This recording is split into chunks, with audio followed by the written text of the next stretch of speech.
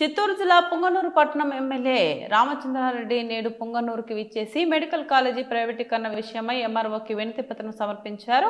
ఆ తర్వాత ఆయన మాట్లాడారు. ఈ కార్యక్రమంలో వైఎస్ఆర్సీపీ నాయకులు, కార్యకర్తలు పాల్గొన్నారు. 7 మెడికల్ కాలేజీలు మంజూరయ్యాయి. 10 మెడికల్ కాలేజీలు పూర్తయ్యాయి. ఇంకా 7 మెడికల్ కాలేజీలకు మొత్తం 8,000 చిల్లర కోట్లు ఖర్చు చేయాల్సి వస్తే ఇప్పుడు దాకా 3,000 పైచీలకు వాటికి ఖర్చు పెట్టడం జరిగింది.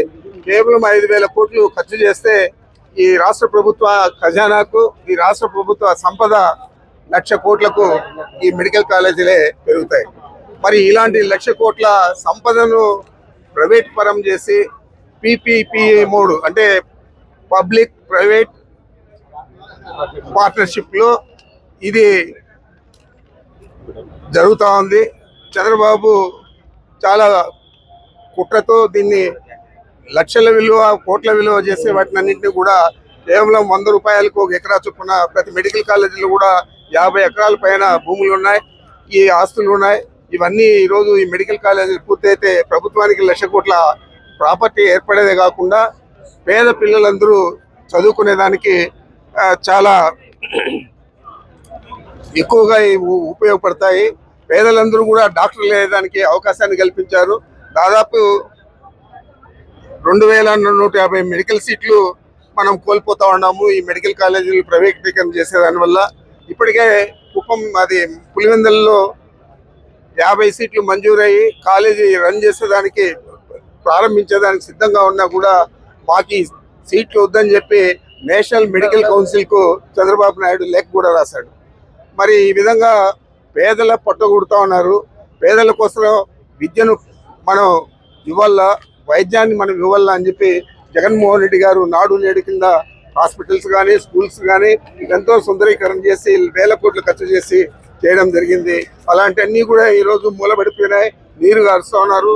మరి 17 మెడికల్ కాలేజీలు వస్తే తప్పకుండా ప్రతి సంవత్సరం కూడా 4,500 సీట్లు అదనంగా వస్తాయి. మరి ప్రతి సంవత్సరం ఇది ఎక్కువగా పెరుగుతా పోతాయి. దాదాపు ఒక 5 సంవత్సరాల్లో 30,000 మంది నుంచి 40,000 మంది ప్రతి సంవత్సరం కూడా ఈ వైద్య విద్య అభ్యసించేదానికి వీలు కలుగుతుంది. మరి ఇలాంటి దాన్ని అంతా కూడా ప్రైవేటీకరణ చేస్తూ ఉన్నారు కుట్రపూరితంగా.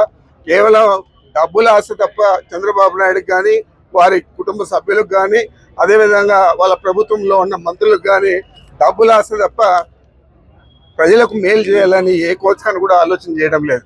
మీకంతా ఉదాహరణకి చెప్పాలంటే చిన్న దేశం క్యూబా, ఒక కమ్యూనిస్ట్ దేశం, ఫెడరల్ కాస్ట్రో అని చెప్పి చాలా సంవత్సరాలు అధ్యక్షుడిగా పనిచేశాడు. ఆయన ఆధ్వర్యంలో అనేక ప్రభుత్వ మెడికల్ కాలేజీలన్నీ కూడా ఉచితంగా మెడికల్ సీట్లు ఇచ్చి చదివించారు. అక్కడ వారు కరోనా సమయంలో ఏ విధంగా ఈ ప్రపంచానికి ఉపయోగపడారంటే దాదాపు 60 రాష్ట్రాలలో వారు సేవలు అందించారు. ఆ డాక్టర్లందరూ కూడా వచ్చి కరోనా సమయంలో, అదేవిధంగా మన దేశంలో కూడా క్యూబా డాక్టర్లందరూ వచ్చి కరోనా సమయంలో సేవలు అందించడం జరిగింది.